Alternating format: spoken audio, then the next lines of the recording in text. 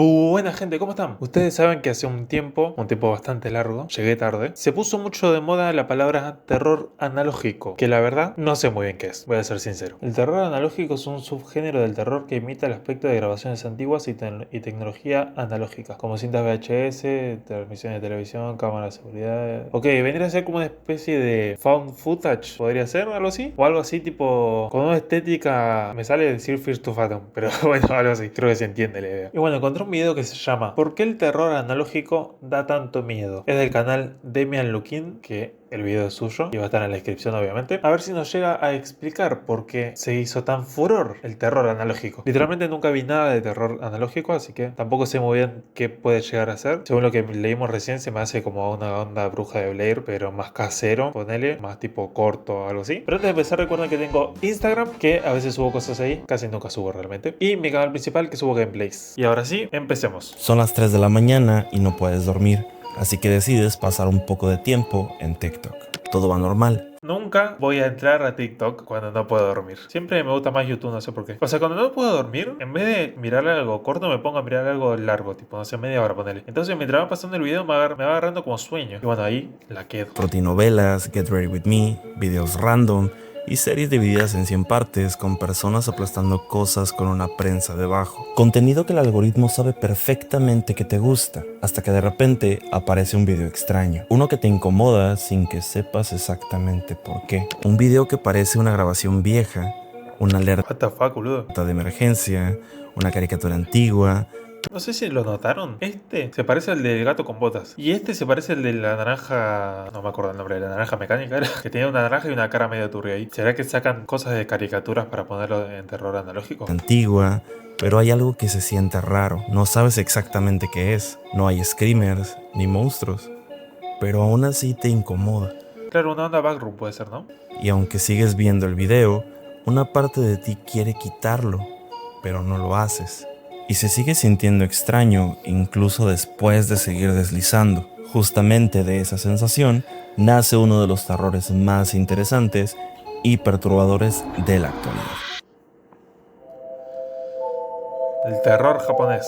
El terror analógico es un subgénero del horror que utiliza la estética y los formatos de la tecnología analógica, como cintas VHS, transmisiones televisivas antiguas, cámaras de seguridad o grabaciones caseras. Ok, hasta ahí vamos bien. El tema es que no entiendo si son cosas reales, tipo cosas antiguas encontradas reales, o son creadas para entretener, ponerle, ¿no? Una onda found footage, como dije antes. Eso es lo que no tengo muy claro. Todo esto con la intención de construir una narrativa inquietante que simule ser real. Ok, simule ser real, ahí lo aclaro, es todo ficticio. Sin embargo, definirlo como terror retro sería reducirlo mucho de lo que representa, porque el terror analógico no utiliza la estética antigua solamente por nostalgia visual, la utiliza porque existe una relación muy específica entre las personas y las tecnologías del pasado. Las imágenes antiguas poseen algo que las imágenes digitales modernas ya no tienen, una gota de imperfección humana. Los VHS tenían ruido, las cámaras antiguas se ven un poco desenfocadas, las transmisiones de televisión fallaban y el audio se escuchaba medio feo. Todas esas pequeñas imperfecciones generan una sensación de autenticidad. Y curiosamente, parece que mientras más limpia y perfecta se vuelve una imagen, se ve menos real. Mientras más defectos tiene una grabación, más sentimos que podría ser auténtica. El terror analógico entiende perfectamente esa contradicción. Por eso, la mayoría de estos contenidos se presentan como archivos encontrados, transmisiones interrumpidas, señales de gobierno, grabaciones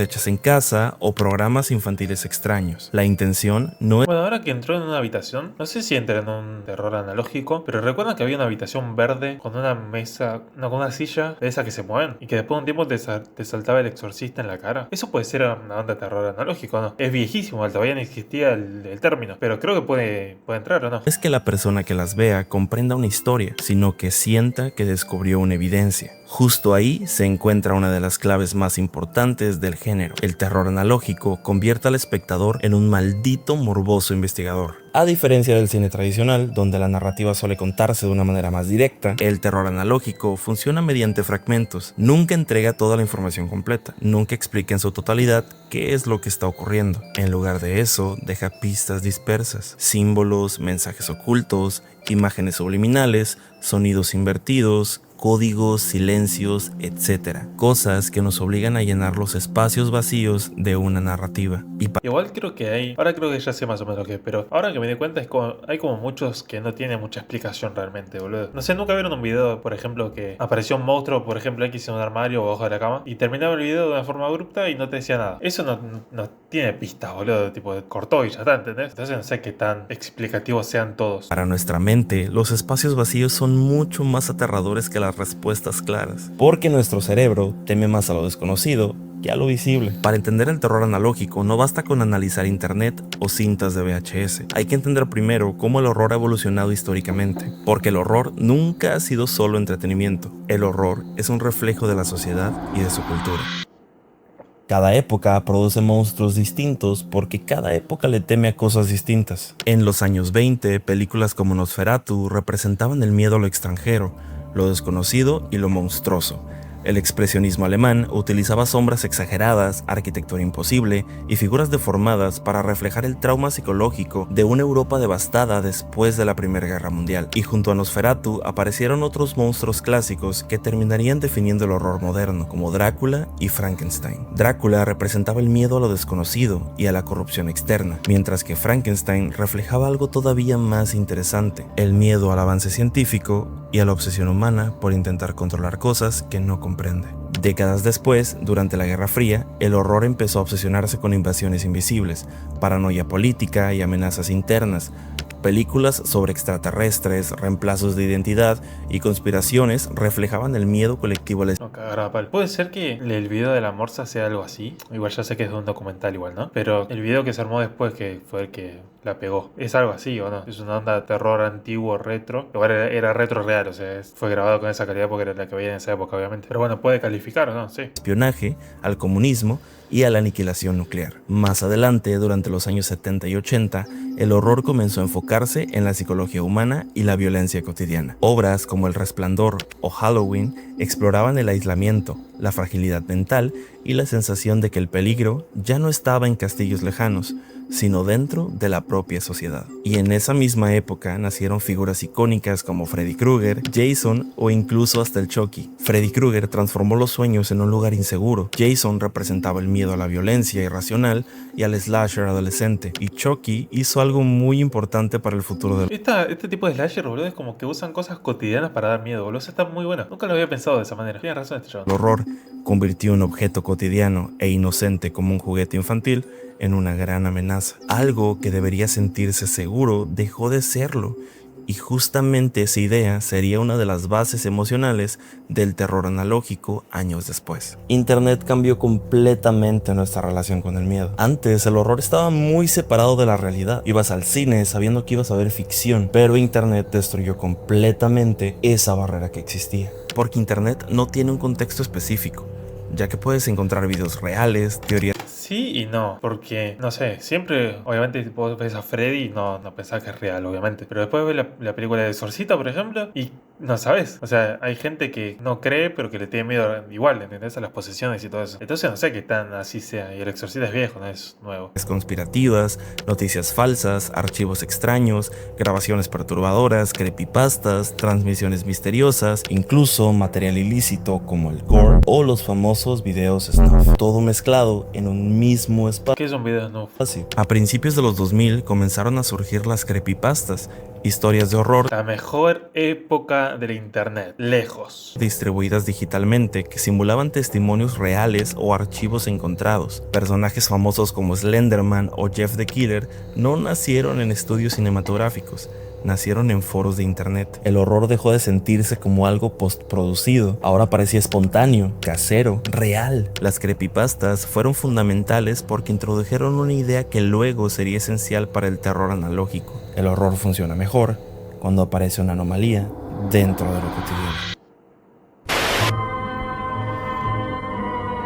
Aunque en Internet existan múltiples antecedentes, muchos consideran que el verdadero nacimiento del terror analógico moderno ocurrió con Local 58. Esta fue una serie creada por Chris Straub, que simulaba ser un canal de televisión local aparentemente normal, pero cuyas transmisiones comenzaban a volverse cada vez más perturbadoras. Alertas de emergencia extrañas, mensajes públicos corruptos y señales intervenidas por algo desconocido. Ahí estaba lo interesante de Local 58. La serie entendía perfectamente cómo funcionaba la autoridad mediática, porque cuando vemos una alerta gubernamental, un mensaje educativo o una transmisión pública, nuestro cerebro automáticamente asume que la información es legítima. Esta serie utilizó justamente esa confianza para romperla y engañarnos. Y eso genera un miedo extremadamente moderno, el miedo a la corrupción de la información. Ya no se trata de un monstruo escondido debajo de la cama, ahora el miedo viene de las propias estructuras que deberían protegernos. Justamente ahí es donde el terror analógico comienza a diferenciarse del horror tradicional, porque no solo juega con el miedo, también juega con nuestros recuerdos, ya que uno de los aspectos más fascinantes del terror analógico es cómo utiliza la nostalgia, ese bello o peligroso sentimiento normalmente asociado con seguridad, infancia, familiaridad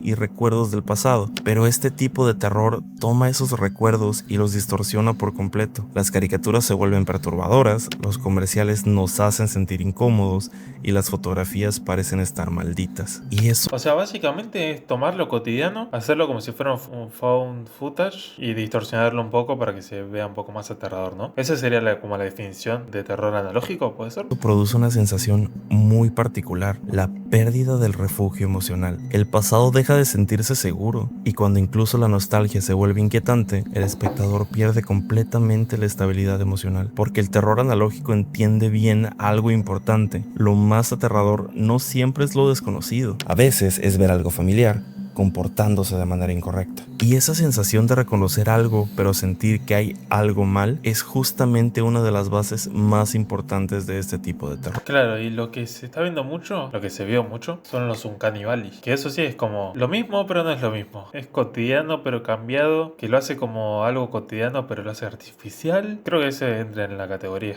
Quizá la razón más importante por la que el terror guacho, analógico alto miedo. Se me erizaron los pelos, boludo. se volvió tan popular no tiene realmente que ver con el horror, sino con el contexto en el que vivimos actualmente. Estamos rodeados de sobreinformación, algoritmos, fake news, inteligencia artificial y manipulación audiovisual. Nunca en la vida habíamos consumido tanta información y al mismo tiempo nunca había sido tan difícil confiar en ella. Hoy una voz puede ser clonada, un rostro puede ser generado y un video puede ser completamente falso. La realidad es que el mundo digital dejó de sentirse estable. Esto generó que vivamos en una crisis moderna de percepción, ya que durante años crecimos bajo la idea de ver para creer, pero Internet destruyó completamente ese principio. Las imágenes ya no garantizan verdad, y justamente ahí nace el verdadero horror del terror analógico. No en los monstruos, sino en la duda, en la sensación constante de que algo está mal con la realidad que estamos viviendo. Quizá el terror analógico se volvió tan importante porque de cierta manera es uno de los grandes horrores nacidos completamente de Internet. Es un género construido por una generación que creció entre lo analógico y lo digital,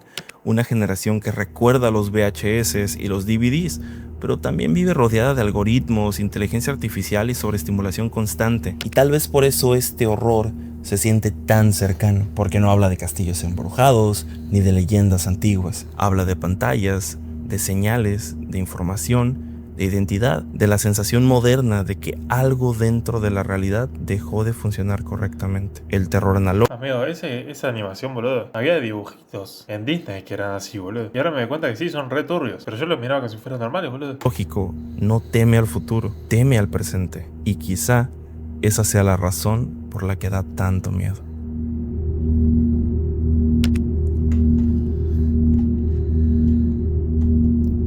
Y bueno, hasta ahí quedó. La verdad que me gustó bastante, ¿eh? Yo que no estaba muy metido en el mundo de lo analógico, me gustó bastante. Y creo que da para hacer mucho material, porque cosas cotidianas hay de sobra. Buen video.